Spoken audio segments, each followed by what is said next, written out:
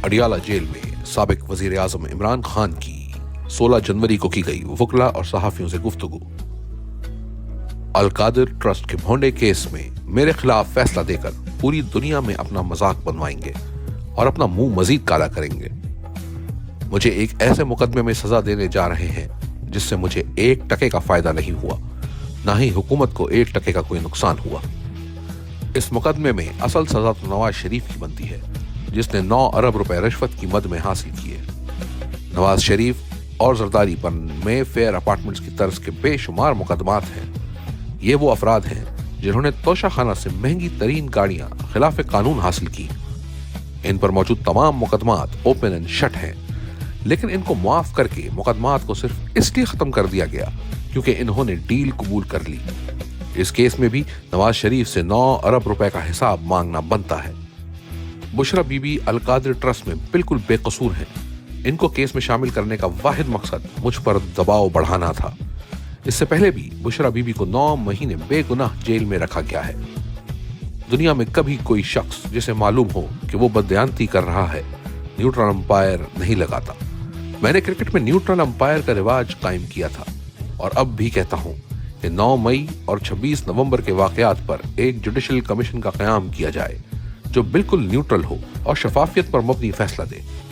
हुकूमत इस मुतालबे से इसीलिए राह फरार इख्तियार कर रही है क्योंकि वो बददियानत है। हम जस्टिस अमीनुद्दीन, जो कि आईनी बेंच के सरबराह हैं, को भी खत तहरीर करेंगे कि हमारे खिलाफ होने वाली इंसानी हुकूक की खिलाफ वर्जियों की पिटीशन सुने। हमारे जो बेकसूर लोग मिलिट्री तहवील में हैं, इनको बदतरीन जहनी और जिस्मानी तशद्दुद का निशाना बनाया गया है।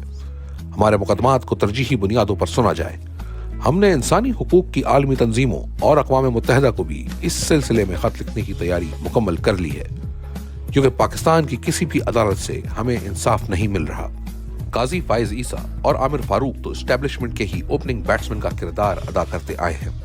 अब जो आईनी बेंच बना है वो भी इनकी ही एक्सटेंशन है। पूरी दुनिया में इंसानी हुकूक की पामाली की कोई माफी नहीं मिलती। जनरल पिनोशे मगरिब का ताकतवर जनरल था, लेकिन इंसानी हुकूक की पामाली और तशद्दुद करने पर इसको कड़ी सजा दी गई। हमारे सियासी वर्करों को अगवा करके तशद्दुद किया गया। 9 मई में जिसने तहरीक इंसाफ को खैर बात कहा, उसको तमाम इल्जामात से बरी जिम्मा कर दिया गया।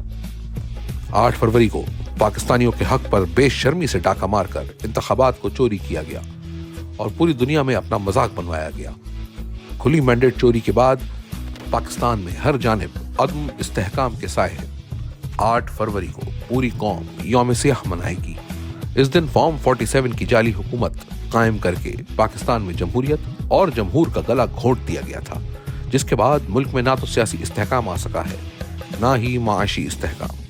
हमने मुज़ाकरात ज़ाती मफाद के लिए नहीं बल्कि मुल्क के वसी तर मफाद में करने हैं। पाकिस्तान को दरपेश सियासी और माशी बहरानों के खात्मे, दहशतगर्दी के मसले पर काबू पाने और मुल्क को दरपेश दूसरे संजीदा मसाइल के हल के लिए सियासी बहरान का खात्मा ज़रूरी है।